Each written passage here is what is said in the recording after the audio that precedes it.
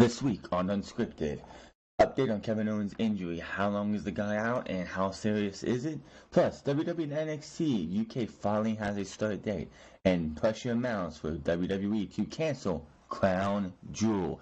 This and more on the future #1 podcast right here on YouTube.com. This is Unscripted.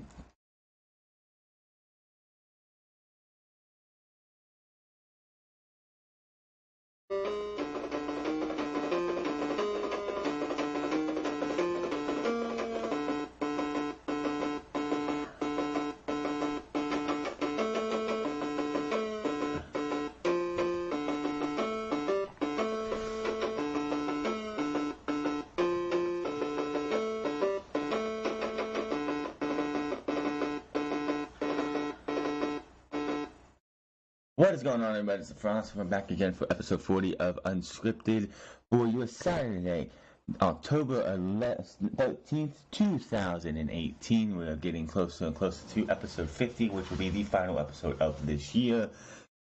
But we are getting closer and closer to the end of the year. But WWE is suffering from karma right now when it comes to the Crown Jewel pay-per-view. We'll talk about that in a minute, but as we always do, let's talk about Raw, SmackDown, NXT, and the Mae Young Classic, as we always do. Speaking of Crown Jewel, the first thing to open up Monday Night Raw, of course, was the return and the reformation of the Generation X, because Shawn Michaels decided that, hey, I was tired of sitting on the sidelines and, keeping a promise that I had for 8.5 years. I'm going to come out of retirement because that's just something I had to do because I need the money, which makes you a total hypocrite. Also, Monday Night Raw, we had 2 heel turns, one with Bobby Lashley turning heel. We'll talk about that as well later on, too. That has to deal with the Kevin Owens injury and how long he is out. And if you think about it, Bobby Lashley has now taken out both Sami Zayn and Kevin Owens in storyline and sent them both to the injured reserve. And of course, the Bella twins turned on Ronda Rousey to set up Nikki Bella versus Ronda Rousey for the main event because nobody asked for that. And Nikki Bella was at a Comic-Con thing or some kind of convention this past week, and she was on stage and she revealed that her and Ronda Rousey's match will be the main event, as well as she also said that someone asked her about her and John Cena, they said, oh, we're just friends. I call bullshit. I call absolute bullshit on her being just friends with John Cena. Bullshit. So, your friends help you get a spot on Evolution. Your friends go to bat for you more than they should. Your so-called friend is the only reason that you are where you are in the WWE, you worthless piece of shit. I can't stand the fucking Bellas wins. I had never. They are awful. Nikki and Brie both can't wrestle. Nikki and Brie are not what you call the biggest names in WWE's women's division. They're not. The biggest problem, and the biggest thing Monday Night Raw showed you, and it's been WWE's problem for years and years, is that they go to the nostalgia way too much. We also had Trish and Lita confirm their matches were not going to be single one-on-one matches. They're going to be a tag team match between Alexa Bliss, Mickie James, and versus Trish and Lita. So that's just showing that WWE has to go to the nostalgia just to try and sell pay-per-views, because at Crown Jewel you have DX versus the Brothers of Destruction. Nobody who is anybody should want to see that. But if you go back and watch Monday Night Raw, go listen to the reactions, and as soon as they tear off their t-shirts and those new DX shirts come out, the crowd goes wild. And then you have everything else happening until we get to about Trish and Lita or Ronda Rousey, and it's just not the same. It's just not the same.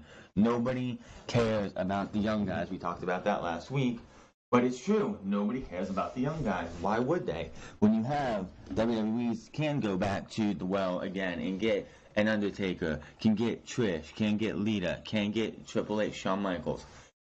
How long can WWE rely on that though? There's talk of The Rock coming back to win the Royal Rumble and being the main event of WrestleMania. You know how much that's gotta piss people off who are in the back, even though most of the time they get asked about it. They'll get, like wrestlers will be asked about stuff like that, and they'll just throw a political answer like, "Oh, when those guys come back, they make money. It means we make more money." And shit like that. And it's like, really? You're not, it doesn't piss you off that somebody who is twice your age is coming back to steal your spot and make money that you wish you could be making? It's just so stupid that they would go out there and be like, oh, when they come in, we make more money because the pay-per-view sells more. Bullshit. You're not getting the bonus. You're not getting their check. You're getting yours, and it's probably not as much as theirs. So, and they're just taking your spot. When the Rock's being rumored to face Roman Reigns at WrestleMania 35, does that not piss you off, Seth Rollins, Dean Ambrose, or Drew McIntyre, Dolph Ziggler, Braun Strowman? Don't you want to be in that spot? Or do you just want to sit there and be like, oh, it's fine, I'm making money? Are you kidding me? Man, the wrestlers today have, like, lost it when it comes to being what they want. It's always been said, if you don't want to be in the main event of WrestleMania and going for the WWE Championship, then you are in the wrong business. And with these guys sitting out there putting out these politically charged answers with this, saying like, oh well, when they come back, we make more money. It's all good. I'm fine.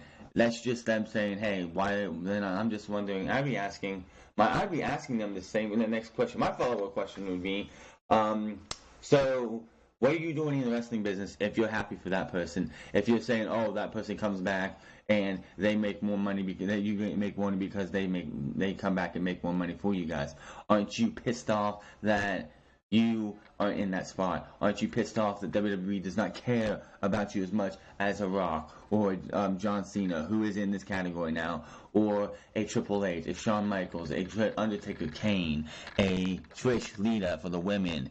What, like, are you not pissed as hell that those guys are taking up your spots, taking up your airtime, taking up your championship opportunities, taking up your pay-per-view times? You have so many people on the main roster who are not used that aren't really cared about because they keep going back to nostalgia. Do you think Chris Jericho and Kevin Owens were happy that 2 years ago or last year at WrestleMania 33 that their title match went from being the Universal Championship to the United States Championship because Goldberg came back? Excuse me. Because Goldberg came back and he took the title to face off Brock Lesnar. Jericho said that it was supposed to be that he was going to win the Universal Championship had the match been for the title, but he's like, oh, well, that's a bigger match, so it's okay. Bullshit. Everybody, it's just WWE has this mentality that if we don't want you over, then fuck you. Look at Roman Reigns. He is the WWE Universal Champion. Does he feel like a bigger deal? Does Roman Reigns walk through the halls back in the back and be like, yeah, I'm the Universal Champion. I'm the biggest deal in the WWE? No, he doesn't. You want to know why? Because you go out there and you see DX get a roaring ovation. Undertaker comes back. To me, Undertaker is a joke of himself, a caricature of himself. He is not who he used to be. He just needs to retire because he has been doing this way too long. And how much more can he go? How much more until he's in a wheelchair from wrestling too much and we don't see, and he just isn't, he's a broken down old man, which he is. But WWE just needs to get out and stop going into nostalgia. The Monday Night Raw was pretty much like nostalgia is what ran wild as usual. And then of course you had the Shield versus the Dogs of War, which by the way is supposed to be the advertised match for this coming Monday. So within a 10-day span, we would have seen Roman Reigns and Seth Rollins and Dean Ambrose versus versus Braun Strowman, Drew McIntyre, and Dolph Ziggler. That's what we call overkill. There is no reason to see that match 3 times. And if we see this match again on Monday, why the hell are we going to see them in the Survivor Series? Why the hell are we going to see them at Starrcade is on the WWE Network? Why are we going to see them at TLC where they're being advertised for that as well? This is too much. WWE doesn't listen to, doesn't know what the definition of too much of a good thing is not a good thing. Even though, yes, the two matches they've had were pretty decent, were pretty good. They weren't like 5-star classics. This is just like AJ Styles versus Shinsuke Nakamura. Should have been the feud of the year. Samoa Joe versus AJ Styles should have been the feud of the year. But what did they do? They did way too much at the same time. Shinsuke Nakamura versus AJ Styles faced each other 5 times at least from April to June, right? Yeah, June. That's 3 months. 3 months. They wrestled at WrestleMania, Greatest Royal Rumble, Backlash, Money in the Bank, and on an episode of SmackDown to determine the stipulation for Money in the Bank. So, they wrestled 5 times in the span of 3 months. That is ridiculous. Samoa Joe versus AJ Styles, I believe, wrestled 3 times in the span of 2 months.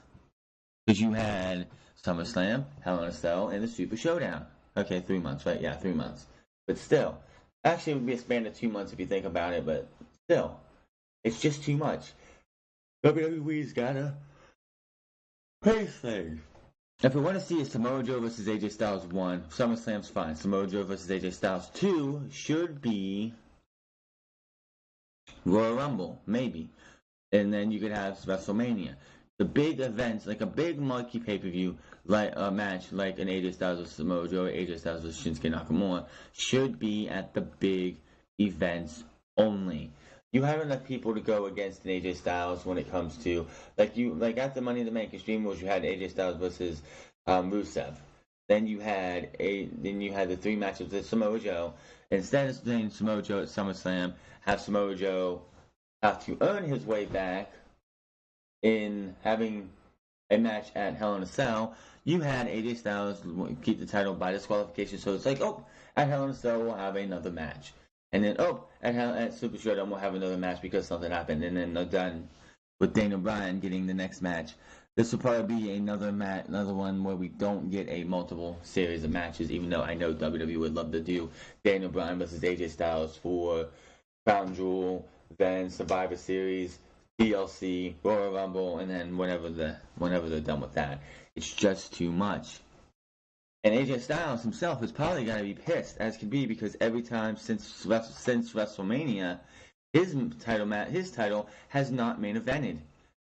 He was in the last time the WWE Championship, the quintessential biggest title in the entire company, has not main evented a pay-per-view since Fastlane, and that was in February or March. March.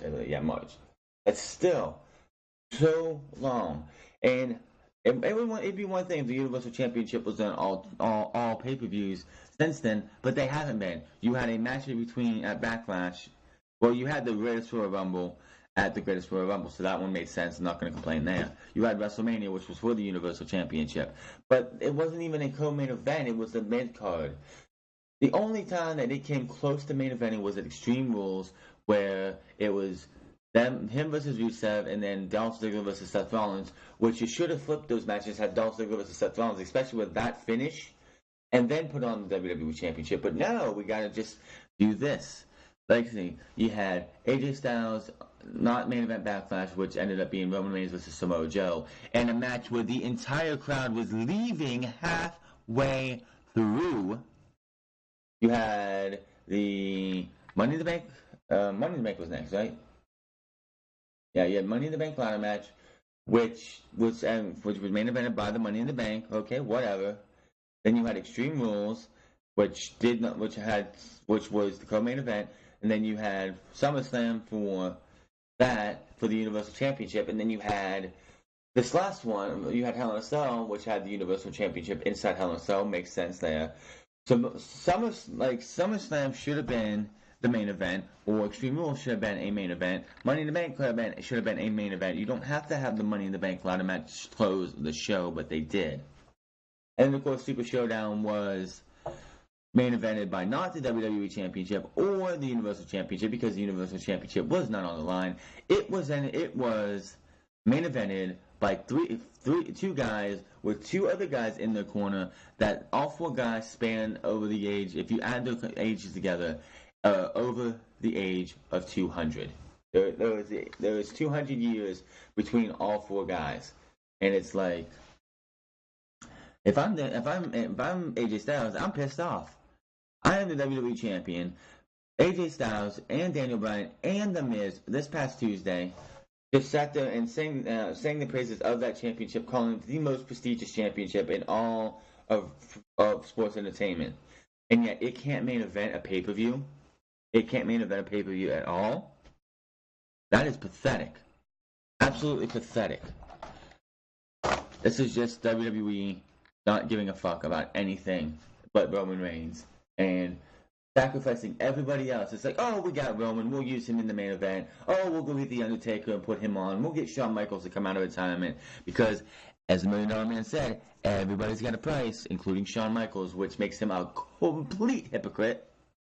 Shawn Michaels is 100% a hypocrite. I'm just going to say that.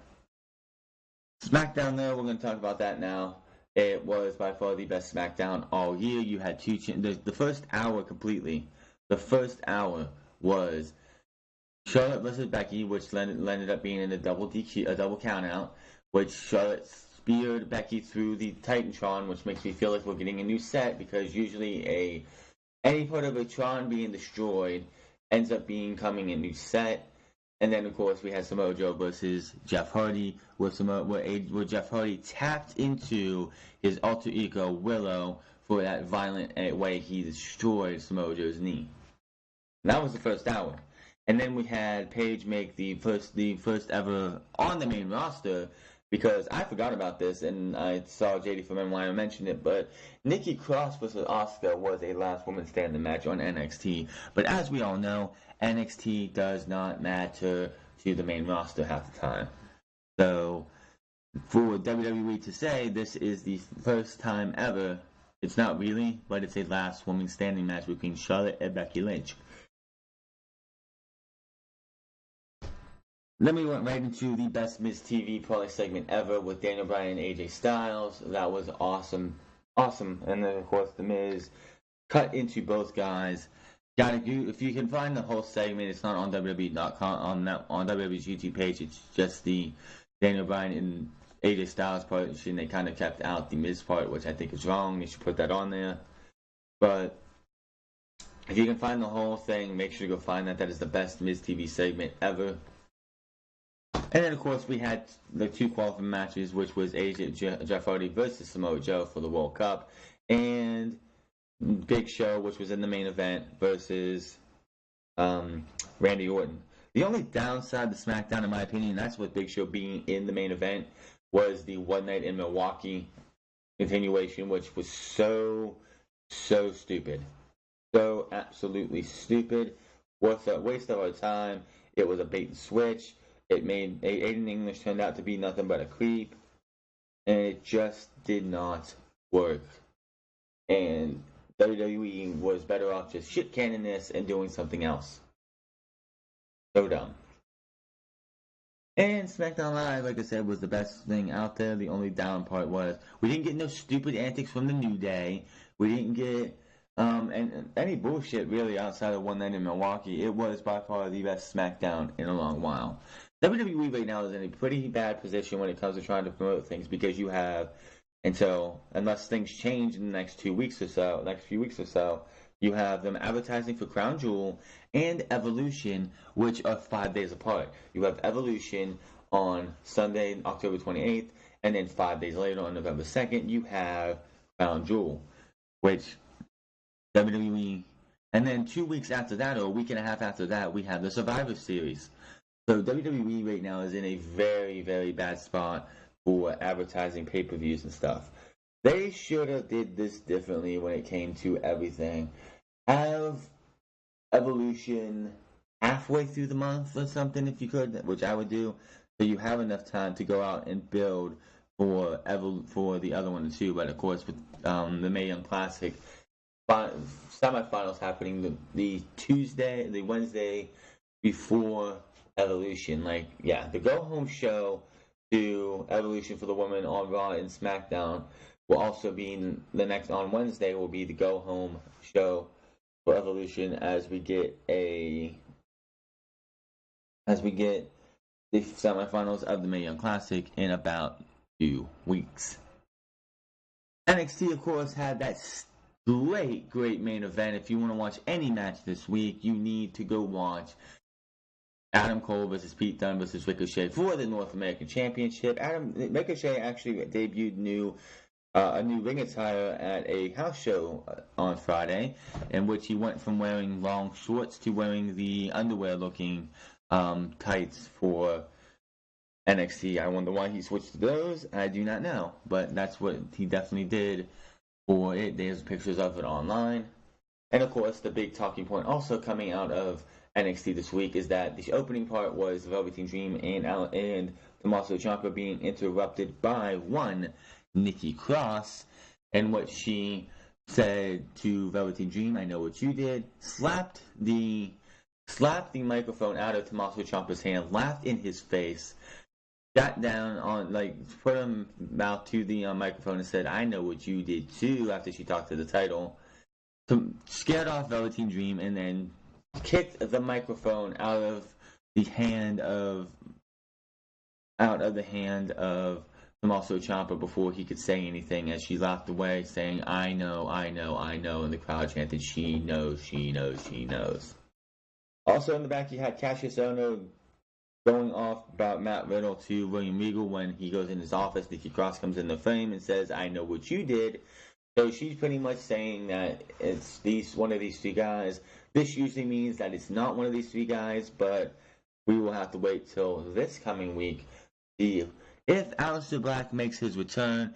And then next week, we still have to wait 2 weeks. In 2 weeks' time, we will probably know who attacked Aleister Black, because the next set of tapings the final set of tapings, I believe, before NXT TakeOver War Games will have started. And that is going to be something to look forward to. I know I'm excited. You should be excited too, because we are getting closer to another takeover, and those are always a good time. The final 4 of the Mae Young Classic, the final 8 of the Mae Young Classic was also complete as we got to NXT. We got to this Wednesday's episode, which is going to be Tegan Knox versus Rhea Ripley, Miko Satomura versus Lacey Lane, and hold on one second here. But WWE, we do have 8 matches left, or 8 participants left for the MYC. It was like last week's episode of the Mae Young Classic still was better than this week's. The Mae Young Classic episode. The first episode of week of the second round was by far still the best one we've seen so far, and I was not mad whatsoever. Miko Satomura and them still had the best match. So the quarterfinals will be Miko Satomura versus Lacey Lane, Toni Storm versus Mia Yim, Tegan Knox versus Rhea Ripley, and Io Shirai versus Deonna Purrazzo. All 4 of these matches will be next week, and they should all be great. The one that should be, I think the one that's going to be down a little bit is Satomura versus Lacey Lane, not because Lacey Lane is a bad wrestler, it's the fact that she is still young. I believe she's like a year and a half into her wrestling career, whereas Miko Satomura is been in the wrestling business for 20 years. And it's just like the inexperience of a Lacey Lane might not transition well, but I could be wrong. Toni Storm versus Mia Yim should be an awesome match. Tegan Knox versus Rhea Ripley I'm not going to spoil anything here, but things do not go well for that match. Io Shirai versus Deonna Purrazzo also should be a great match. Who will win? I talked about it on the Mae Young Classic this past week. Go check those out on the WWE on my YouTube channel. And let's continue on. WWE. Let's get into the news here. WWE should have saw this coming. Anyone should have saw this coming, that things were going to go bad. Saudi Arabia is not a place that WWE should have got in bed with. I don't know who got in talks with WWE to be able to go work for Saudi Arabia.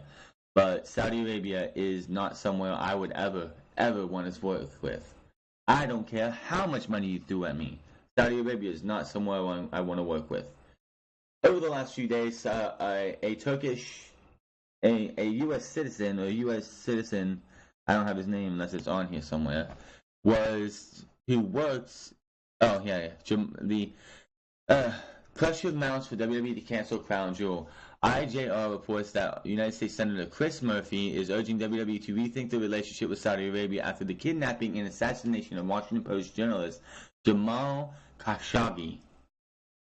Who sits in the Senate, Senator Murphy, who sits in the Senate Foreign Relations Committee, told IJR, "This is a brazen assault on the freedom of the press and a slap in the face to the United States. If this murder occurred as it seems it did, because Lyndon McMahon is part of the president's cabinet, the administration really should give it some thought and maybe even prevail upon them not doing it. I'd hope they would be rethinking the relationship with the kingdom, especially with the respect to events coming up in the next weeks like Crown Jewel." Senator Chris Coon from Delaware sits alongside Senator Murphy on the Senate Foreign Relations Committee and told IJR that the WWE should be taking a hard look at its relationship with Saudi Arabia going forward. Senator Lindsey Graham from South Carolina told IJR that there should be a pause regarding WWE's relationship with the kingdom. Graham also added that there would be a hell to pay if Khashoggi was indeed murdered by the Saudi Arabian government. Added, "I want a complete rethinking of our relationship." Senator Bob Mendes told IJR, "Private enterprise is private enterprise, different than a governmental entity, but because Lyndon McMahon is part of the president's cabinet, it falls into a gray area where the administration really should give it a thought and maybe even prevail upon the time not doing it." WWE provided IJR with a following statement, and this, if you want to say a good statement, is, "We are currently monitoring this situation." IJR reached out to Linda McMahon for a comment, however, she has yet to respond. Crown Jewel is set to take place on Friday, November 2nd. This is looking worse and worse for WWE every single day. First off, back in April with the Greatest Royal Rumble, I don't get why everyone was going crazy about the controversy over the women not being able to perform when anybody with a fucking brain should know that women in Saudi Arabia don't have as many rights as we do. This one, I believe this Washington Post journalist talked out on the Saudi government, and he walked into the Saudi consulate and never came out. He was murdered with a bone saw. FBI has confirmed that, and this is just making WWE look bad. And you're ruining John. Like, this ruined Shawn. Like, I don't care how much money they're giving you. You took Shawn Michaels and made him into a hypocrite. You're giving them a WrestleMania match worthy quality match in AJ Styles. Why are you giving this group of people stuff that, like, matches and stuff that they don't deserve to be a part of? This is just a bad deal for WWE, and they need to. I don't think they can cancel Crown Jewel without some kind of legal ramifications, but people in that company probably are being told not to talk bad about the Saudi government or any of this. They're pretty much being told, zip your lip and don't say a damn thing. And this is another thing. This guy was murdered because he said something bad about Saudi Arabia. Well, here you go. Fuck Saudi Arabia. That's what I got to say about that. Fuck Saudi Arabia. They kill lesbians and gays all the time. They assassinate journalists who sit there and talk bad about them. They are so self-conscious about their image that if you say something bad, you're dead. It's fucking pathetic. But WWE needs to get out of this deal. First and foremost, say fuck them. We don't need this kind of shit. We need to worry about what our company is, which is a family-friendly company, and going to work and do something in Saudi Arabia like Crown Jewel is just saying, well, we don't really care. The only thing that I think will get WWE to, stop this deal is their sponsors. If their sponsors go, well, you want to work work for somebody for blood money, and you want to support, like WWE going to Crown Jewel will be like, yeah, this guy was murdered, but we don't care. We just want our money. We don't care. We'll just win our money. Fuck them. If WWE does that, they're making a huge mistake. It just is what it is. They're making a huge mistake.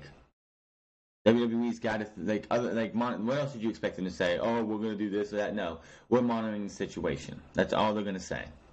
Is it pathetic? Yes. Should they get out of the deal? Yes. Will they? Probably not. WWE's is walking a thin line, and if the Senators really wants them to pause Crown Jewel, go talk to the sponsors. Go talk to the sponsors and try and convince their sponsors to pull out from sponsoring WWE until WWE does something else. WWE stock has fallen, by the way. They were treading to almost hit $100 a share. And over the last 2-3 days, it has dropped from $96 to in the 80s to probably the 70s by now. I haven't checked it lately. But they were $92. They were $96 and trading to hit $100 probably in the next few weeks. And it's starting to drop. Few things that will get WWE to rethink things is if the sponsors pull out, or if the sponsors mention something, and if their stock drops. If their stock drops so far, then WWE is gonna have to whoa, we're losing our money. Whoa, we're losing our money, our domestic money here. Let's get out of this. We're gonna screw ourselves. WWE doesn't need their money. WWE never needed their money. So WWE needs to get out of this soon, before it's too late. Ed Nordholm updates us on Impact Wrestling and WWE's meeting. Impact President Ed Nordholm was on the sitting ringside with David Penzer, a podcast, and has finally given us a concrete answer to what the mysterious meeting between WWE and Impact officials was about. While many speculated that it was about a potential sale, this isn't the case. Why would anyone speculate it was about a potential sale? This pisses me off every fucking time. Everyone's like, oh my god, they're selling it. No, they're not. Impact Wrestling is doing the best business it has done in a long time. Why would they sell? Instead, WWE and the Impact meeting was mainly about the two sides opening up to each other, so regular dialogue between the two can occur in the future. Nordholm did reveal that the two did discuss Impact's content as well, particularly that the WWE wants to access some of its content for the WWE Network. It remains to be seen now how this will manifest in the future, but it is certainly good to see both companies cooperating and being cordial with each other. That will only help fuel a better future for professional wrestling. 100% agree on that. This will definitely benefit Triple H's side of working with WWE. Vince McMahon would want to see every single wrestling company put out of business. He don't give a shit about anyone but he doesn't give a shit about anything but WWE. If it's anything else, fuck them. If not, I don't give a damn. That's Vince McMahon's thinking. Triple H is like, what can I do? Let's see. Let's go out there and try and make wrestling better for everybody. Triple H has that mind to get wrestling to that next level. So this is great for him. Maybe after Vince McMahon, bites the dust or is finally put in a mental hospital where he should be and he takes over, then we could probably see maybe an Impact versus WWE thing or something to do. Maybe a talent exchange. Maybe WWE wants Killer Cross and they get him from Impact Wrestling and they give them somebody they're not using on the main roster that Impact Wrestling can make shine. Like what they did with ECW. ECW back in the day took Leif Cassidy, a.k.a. Al Snow, brought him to ECW, and then we got Al Snow with the head. There's other ones too that I really don't know what it is, but that's like the biggest example is that Al Snow went from being Leif Cassidy, the new rocker, and all these other cheesy gimmicks to the guy who carried a mannequin head around and had "Help Me" written backwards on his head and everything else. So maybe that's something we could see. That's like, oh, somebody on the main roster is not doing anything. Oh, let's give them Impact Wrestling. Impact Wrestling gives us Killer Cross. This person probably is like, you know what? I don't care where I go. I just want to wrestle. Goes to Impact Wrestling, becomes a star. Maybe WWE gets him back. Maybe Killer Cross goes back to NXT. Or WWE gets this superstar back, and they send Impact Wrestling somebody else who isn't doing anything on the main roster, like a Ty Dillinger. Maybe Ty Dillinger gets to go to Impact Wrestling and Ty Dillinger. This is also the fact that they get to use their names because it's talent exchange. They're allowed to use their names still, so it would be a Ty Dillinger, the perfect 10 on Impact Wrestling. So Ty Dillinger actually gets to show what he can do and entertain fans like he probably wants to do. Or maybe Sasha Banks goes to Impact Wrestling and wrestles Tessa Blanchard for the Impact Wrestling Women's Knockout Championship. Give me that match any day of the week. Bayley, same thing. Ruby Riott, same thing. Just, it would be interesting to see that in the future. They could do that, and it would actually make this a lot more fun because you could see talent from both shows flipping back and forth. The only thing is the fact that Impact Wrestling is not live, so it would be interesting to see if they would ever be able to do that and make a big impact. See what I did there? All the time. But yes, having an open bridge, having a bridge between these two companies is definitely a good thing. Speaking of Impact Wrestling, former Impact Wrestling Knockout champion Chelsea Green has finally signed with WWE. NXT's talented women's division continues to grow, according to Wrestling Insider at SoDoTW, who has proven himself reliable at breaking NXT-related news in the past. Former Impact West Knockouts champion, where was known as Laura Valness, Chelsea Green has signed with WWE. She has said it reported to the Performance Center in the Orlando this week. The signing shouldn't be too much of a surprise, as Green has very public trial at the Performance Center recently. She was also one of the top unsigned talents and had been said to be Iron Wrestling's biggest promotion. She is, of course, as we all know, the girlfriend of one, you know it, Zack Ryder. So, I'm not saying Zack Ryder is the reason she got into WWE, but it is great to see that she is now in WWE. She did have a hell of a fatal four-way at the All-In pay-per-view, so it will be interesting to see what happens when she comes in. I'm excited to see what Chelsea Green can do. What will she be called? Will it be Chelsea Green, or will they give her a new name? That will be interesting to see. How long is Kevin Owens expected to be out? Kevin Owens, as you remember, went up against Bobby Lashley this past Monday, and during the end of the match, he gets trio-woed, and next thing you know, he's starting to work on his knee. He gets hit with a modified Dominator-looking move.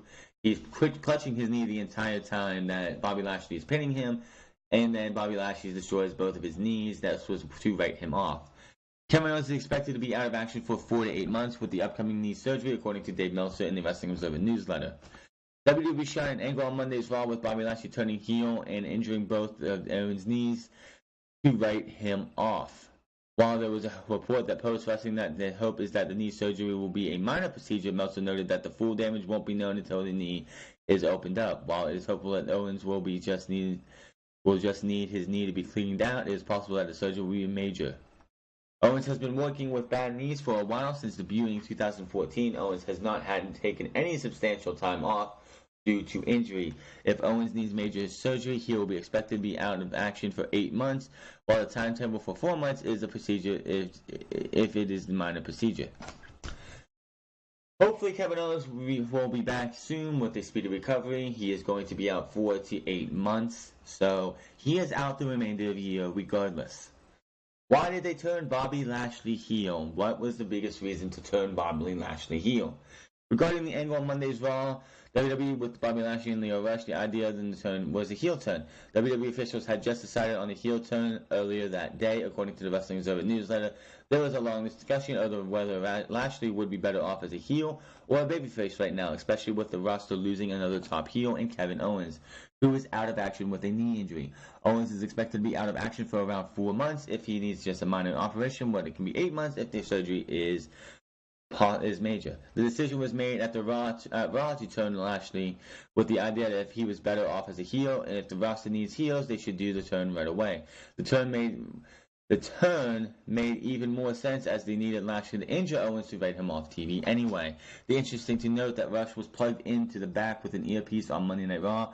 Vince McMahon was in Rush's ear and was personally feeding him lines to deliver during the match.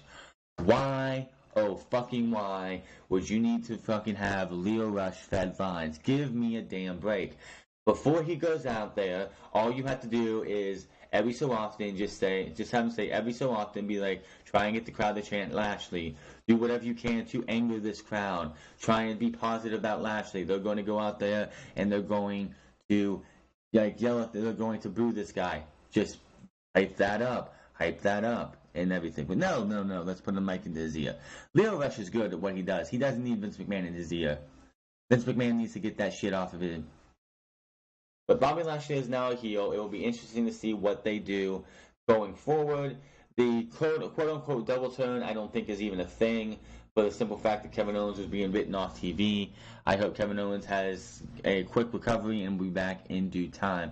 He is definitely going to be out, and he's going to miss the Royal Rumble and could quite possibly miss WrestleMania 35, and that is a damn shame. Some good news for the NXT UK fans. It starts airing this coming Wednesday. The WWE NXT UK brand will begin airing this Wednesday on the WWE Network on October 17th. WWE announced that the NXT series will begin airing 1-hour episodes on October 17th at 8 p.m. BT/PM, 3 p.m. EST time. So 3 o'clock Eastern time for those in the United States, 1 o'clock, noon, and on or noon Pacific time, 8 p.m. BST time, 3 p.m. EST time, and 12 o'clock PST time. So get ready for UK NXT. I will be getting that on, and I will be doing. I will probably not be able to watch that live on the WWE Network, but I will be watching that, and I will be putting a review up for that, hopefully, before NXT, or we will do a double review of NXT UK and NXT at the same time as we do the go-home show. Well, not the go-home show, but the final episode of this set of NXT tapings, as it will be taping either this Wednesday or next Thursday for the final tapings before we get to War Games. The action will be called by Nigel McGuinness and Vic Joseph, while Andy Shepard handles ring announcing duties. British broadcasting personality Radzi Ching Yang Ganya will serve as a backstage interview. I apologize for messing that name up if I did. And as noted, the legendary Johnny Saint will serve as NXT UK General Manager. Definitely going to be a lot of fun.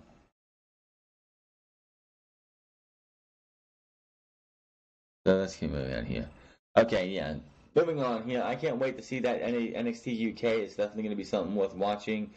Definitely going to. We have to wait at least, I believe, 2 months maybe. I think it may be 2 months. 2 months before we get to see how the women's title gets crowned, because I believe that is going to be in the second or third set of tapings. We'll have to wait and see on that, but I can't wait. New Japan Pro Wrestling locker room suffering from low morale, according to reports. The current state of New Japan Pro Wrestling has been a hot topic of discussion amongst pro wrestling as of late. On the last episode of the Wrestling is Urban Radio this past week, Dave Meltzer touched on the current backstage morale in New Japan. According to Meltzer, there is a lot of unrest. Everyone is unhappy. Apparently, much of the unrest comes from the fact that New Japan Pro Wrestling is under new management. Tony Magnati, Harold Meyer, was brought on as the new NJPW president this summer. The new management, while excellent businessmen, do not appear to be wrestling people. Before Meyer came in to open the power, the feeling backstage was reportedly that New Japan was doing great, the business was up, the roster was very prideful of their work, and they were making inroads into the United States market. Meltzer went on to note that it's not just Meyer or new general manager Michael Craven that have rubbed the roster the wrong way. It's many members of the new management. He went as far as to say that a lot of people that you wouldn't even think about leaving or thinking about it. People who I know are considering absolutely staying or questioning their commitments. It should be interesting to see how things play out with New Japan over the next few months. But top talent have contracts coming up, and the new firing squad extension of Bullet Club has been heavily recruiting. This could be very bad for New Japan. But, is New Japan out of their goddamn minds, though? Are they out of their minds? We'll talk about what management says about this in a second. But if this morale is true, and the fact that if these guys are not wrestling people, Go back to the the mid '80s when WCW was ran by Jim Herd. Jim Herd was not a wrestling guy. Jim Herd tried to do things that made absolutely no sense, and Jim Herd almost killed WCW before we even got the Monday Night Wars. If Ric Flair wouldn't have walked out after he tried to tell him to cut his hair and become Spartacus, WCW could have been killed before we even had a WCW. You have to have wrestling people in charge. You cannot just go, well, we're going to go get some good businessmen. You need to have good businessmen that are also wrestling fans or wrestling personalities. You just cannot go out there and get somebody who is good at business and does know nothing about wrestling, because that's just going to lead to bad things for your company. This is not good for New Japan, because this could always be the straw that breaks the camel's back, and a Kenny Omega, a Young Bucks, a Cody, a Marty Scurll, a Hangman Page, any of those guys could leave, and it's not because they didn't want to stay, it's because because New Japan went out and got guys who have no reason to even be in the wrestling business. New Japan Pro Wrestling Management refutes these claims that talent is unhappy. It's not just Bad Boy Tama Tonga that is unhappy about the recent report by Dave Meltzer about talent being unhappy in New Japan Pro Wrestling Company. President Harold Meyer took to the official website to address the comments. While there's not an official English translation of the statement available, we can sum up what he had to say. The New Japan president says that he was left feeling disgusted after reading the report, and that the new DM is not Michael Craven, as Meltzer reported. He also backed them. Tama Tonga said on Twitter and said that his foreign star issued those statements without any involvement from the company itself. Finally, Meyer said that they are working to make sure that the dark days of New Japan never happen again. What else do you expect him to say? What else do you expect the president to say? If there is low morale, then there's low morale. If there's not, it doesn't matter. Like, if Dave Meltzer comes out and says there's low morale, I'm not going to say that's 100% accurate, because Dave Meltzer has been wrong before, but there's going to be some validity behind it. There might not be everyone be upset, but there are probably people in the back who are not happy with the fact that New Japan Pro Wrestling went out and got non-wrestling people. But who's to say? You only have to go by a couple people's words, and there's nothing I can also say other than bringing in people who are not wrestling guys or girls into your business is never, ever a good thing. Ever a good thing. Never. You gotta have wrestling personalities in your business, in your company. It's hurting WWE because most of their writers are failed Hollywood writers who couldn't get a job writing a show for Barney, or couldn't writing an episode of Sesame Street, or writing an episode of any of those TV shows out there of any kind. That's what you have in WWE, and it hurts the company because they had nothing coming out, and also because of Vince McMahon telling him what to do. It hurt WCW in the early 2000s, and then when Turner Broadcasting tried to get too much into WCW's business towards the end, where standards and practices came in and tried to get them to do things their way. It hurt WCW. If this is true that they have non-wrestling people running the New Japan Pro Wrestling, the dark days for the New Japan Pro Wrestling will be back, and back very soon. New Japan that you see now will not be the New Japan that you see in maybe a year. Update on Kurt Angle's status. WWE Hall of Fame Kurt Angle is scheduled for Monday Night's Raw in Philadelphia, according to PW Insider. The Raw general manager returned to TV last week to qualify for the World Cup tournament on Crown Jewel in Saudi Arabia on November 2nd. Angle dressed as a conquistador and eliminated acting general manager Baron Corbin to earn the tournament spot. It's been reported there are plans for Team Angle versus Team Corbin traditional elimination match at the Survivor Series pay-per-view in November. Angles indicated last week that he is still on Storyline's forced vacation, but it looks like he'll be back on TV going forward to push the feud with Corbin.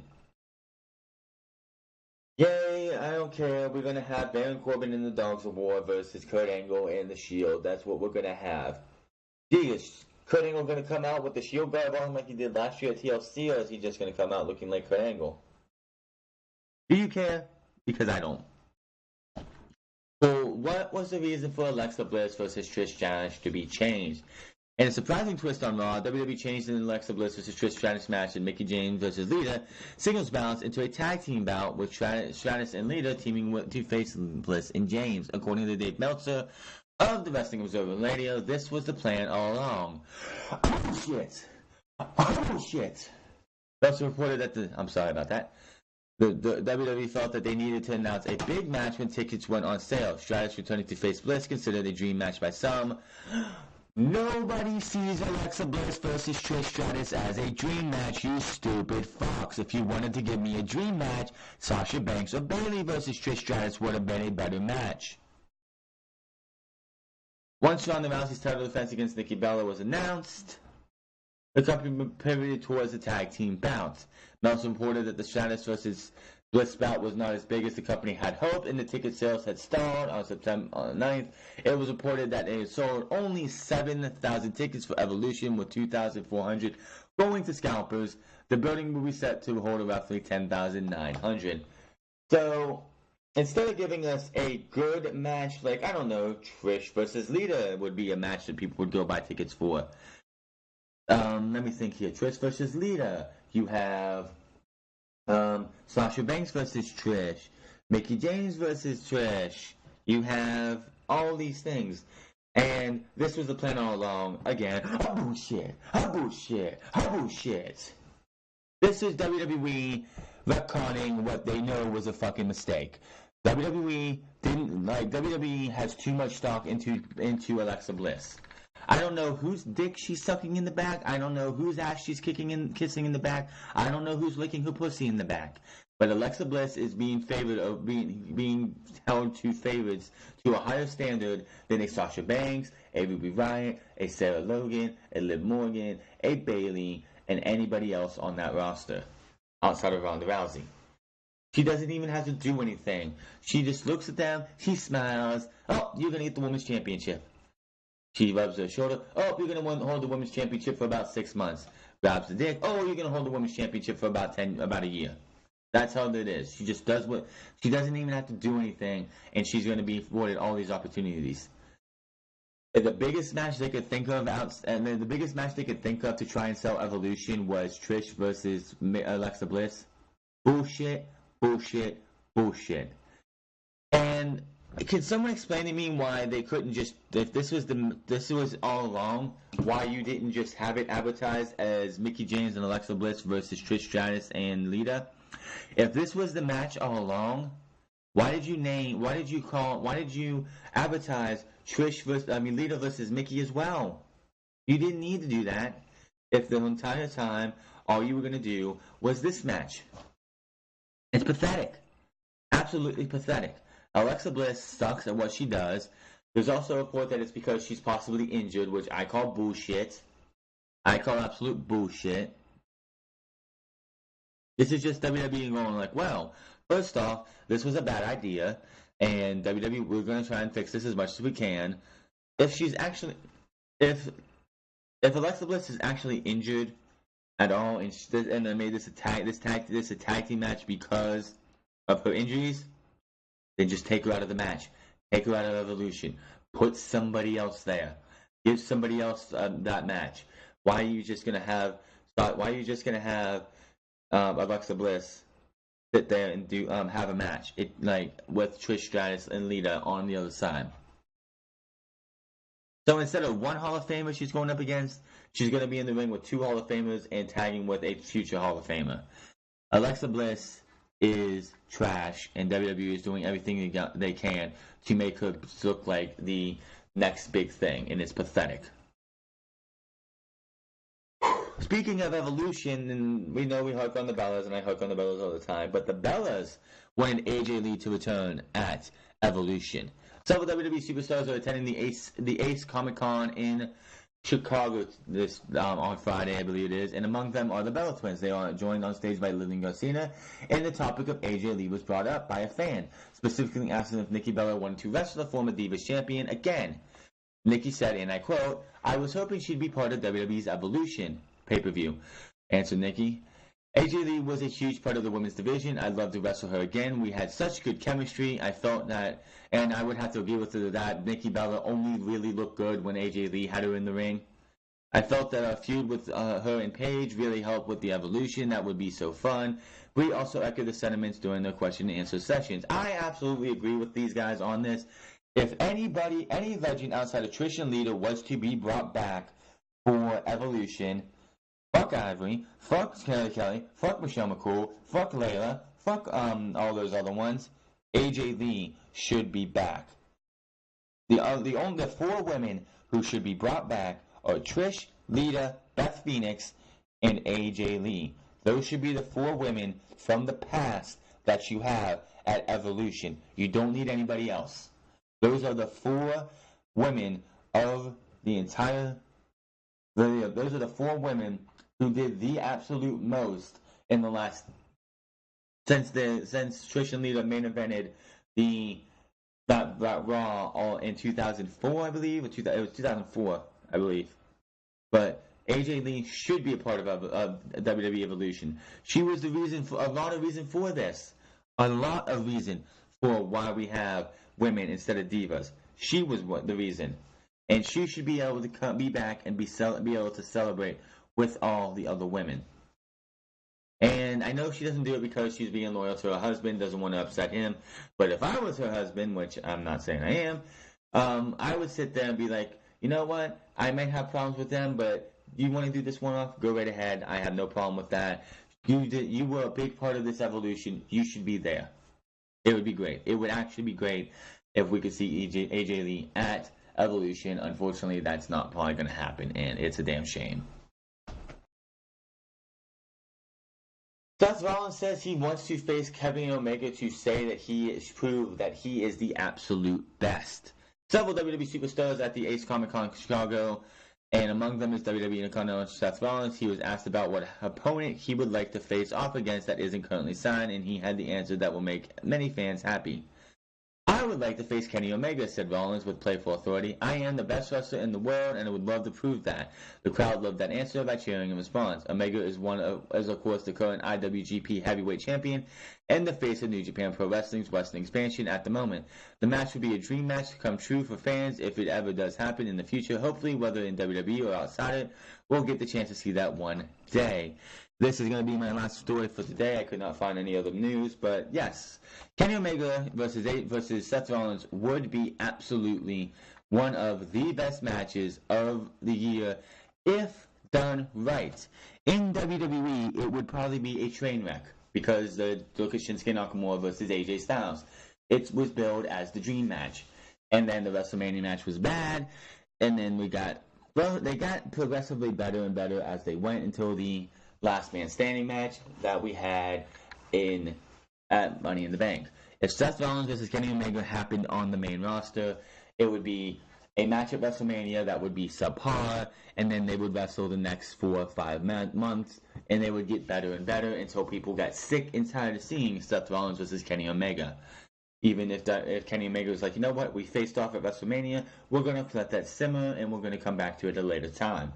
WWE has this big problem of going out there and doing everything they can to say, hey, we're going to give you this match again and again and again and again. And it's just absolutely ridiculous. They need to pace things. Daniel Bryan versus The Miz, I did not want to see at Hell in a Cell. Daniel Bryan versus The Miz, I did not want to see at Super Showdown. You had them at SummerSlam. They should have waited till Survivor Series or TLC. And then that was when the number one contendership could have happened at TLC, in which Daniel Bryan loses to The Miz. Miz wins the title at the Royal Rumble. Daniel Bryan wins the Royal Rumble, and then we're on our way to WrestleMania. But WWE didn't do that. They're like, nope, we got to strike this, and we got to go Survivor Series, SummerSlam, Hell in a Cell, and then we're going to have to go to Super Showdown, which was a pathetic match of 2 minutes and 25 seconds. Thanks a lot, Hunter. But that's the news for the week that I could find. That was really good. Anything. Hopes Kevin Owens is going to be back in due time. He is going to miss the rest of the year. I would love to see Seth Rollins versus Kenny Omega. I would like to see Tyler Black versus Kenny Omega. not Seth Rollins versus Kenny Omega, but Tyler Black versus Kenny Omega in New Japan for the IWGP Heavyweight Championship. Will that day ever come? Probably not. And by the time it does, everyone will be sick and tired of seeing these matches because they will happen again and again and again. And it's not something we want to see. But that's going to do it for Unscripted this week. Make sure to follow me on Twitter at TheFronts. Follow me on twitch.tv/TheFront08. Go check out the Raw, SmackDown, NXT, and Mae Young Classic reviews and results. I will be checking out Bound for Glory this weekend on tomorrow. If it's good, I'll go back and do a review on it. If it's just, it's going to be like, I won't waste my time. But I'm just going to sit there and enjoy Bound for Glory to see how well they're doing. I did miss out on Slammiversary, and I do want to check to see what's going on. I am looking forward to Brian Cage and the Lucha Bros versus OVE, Johnny Impact versus Austin Aries, and a couple other matches as well. Rich Swann's going to be facing off with Willie Mack versus Matt Sydal and Ethan Page. Looks like Impact Wrestling is going to have a great pay-per-view. Hopefully, down the line, maybe next year, they could go from just Slammiversary, and Bound for Glory and give us a pay-per-view at the beginning of the year. Have 3 pay-per-views instead of just 2. They are starting to build that up to where maybe they can do 4 pay-per-views a year that aren't one night only. But I'm getting out of here. My name is TheFronts. I will see you guys Monday, at least maybe Bound for Glory tomorrow. I'm not sure, but we're going to be back at least for Monday Night Raw, where it looks like we're going to get Dogs of War versus Shield 3 in a 10-day span. But I'm getting out of here. You guys have a good one, and I'll see you guys later.